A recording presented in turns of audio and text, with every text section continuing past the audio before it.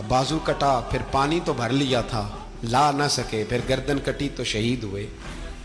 बच्चों की भी शहादत हुई, पर जब उनका लाशा उठाया तो इमाम हुसैन कहने लगे, मौला अब ना हुसैन की कमर कमज़ोर हो गई है, अब कमज़ोर हो।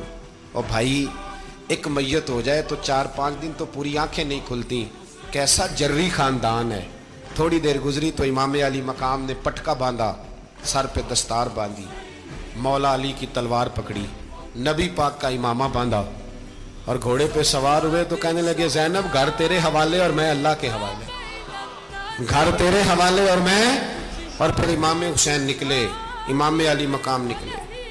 रावी कहते हैं कि ये जलवा पहले भी बड़े सोने थे, पर आज जो रंग देखा वो कभी नहीं देखा। क्या अंदाज था, जिधर जाते नारा लगाते तो हद हो जाती। इतने लोग इमाम हुसैन ने काटे, इतने काटे, फिर वापस पलट के आए और कहने लगे, ज़ैनब जरा पर्दे के पीछे से देख तो सही मेरी बहन, इन बुज़दिलों को जुर्रत ही नहीं हो रही हुसैन के मुकाबले में आने। एक दूसरे को धक्का देते, तू जा तू जा। फिर इकट्ठे वार हुए। ये कौन है कटा हुआ, लिबास है फटा हुआ, ये बिल यकीन हुसैन है, नबी का नूर ऐन है। फिर चारों जानिब से तीर बरसे तो इमाम अली मकाम, चूंकि नमाज का वक्त हो गया था, उतरे घोड़े से, खून बह रहा था, गर्म तरीन रेत से तयम्मुम किया, सर सजदे में रखा। और जब शिमर आपकी गर्दन काटने लगा तो कहने लगे, ठहर जा जरा, रब से एक बात कर लेने दे। और फिर बोले इमाम हुसैन, कहने लगे, मालिक तू अब बता के हुसैन से राजी है कि नाराज है, तू बता। तो फिर एक आवाज आई, या अय्यतुहन नफ्स मुतमइन्ना इरजिई इला रब्बिकी रादियतम मर्दिया। फरमाया, नफ्स मुतमइन्ना वापस आ जा, तू अल्लाह से राजी है, अल्लाह तुझसे राजी। इमाम हुसैन वहां शहीद हो गए। अब ये काफिला इमाम हुसैन का सर काट, जरा देखना गौर करना, सर काट के नेज़े पे रखा है, जिस्म करबला में पड़ा। औरतों को घोड़ों पे बिठा के ले जाया गया यजीद के दरबार में। यजीद, पहले उबैदुल्लाह इब्ने ज़ियाद ने बदतमीजी की, फिर यजीद ने की। सऊदी अरब का एक मौलवी बोल रहा था, सऊदी अरब का, उनसे भी बड़ा इश्क है, जिसने तकरीर सुननी हो मेरे पास है। हमें लोग मशवरे देते हैं कि जो यजीद को अच्छा कहे और हुसैन को बागी कहे, उसको हम इमाम मान लें। उस बेशरम बेहया को जो नबी पाक के घराने के बारे में बके, उसे इमाम। सऊदी अरब में मस्जिद नबी में दर्स देने वाला, जिसने तकरीर सुननी हो मेरे पास है।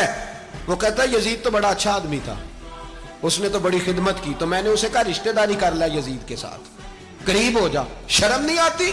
आज भी नबी पाक का दिल दुखाते हो, हया नहीं आती, ख्याल नहीं आता।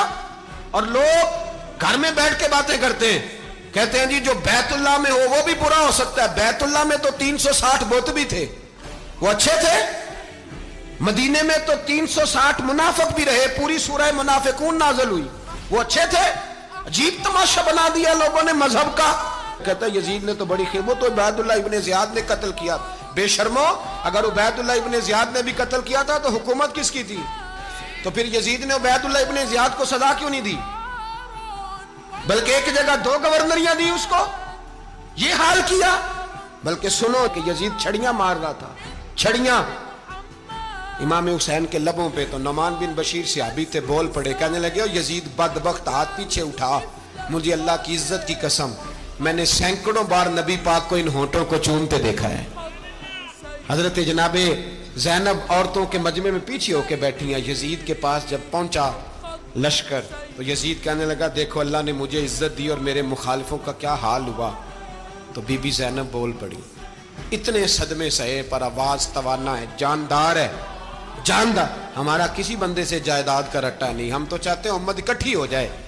लेकिन जो बंदा नबी पाक की माँ को दोज़खी कहे, हुजूर के बाप को जहन्नमी कहे, यजीद को अमीरुल मोमिनीन कहे, उसके साथ इत्तफाक़े राय कर लिया जाए।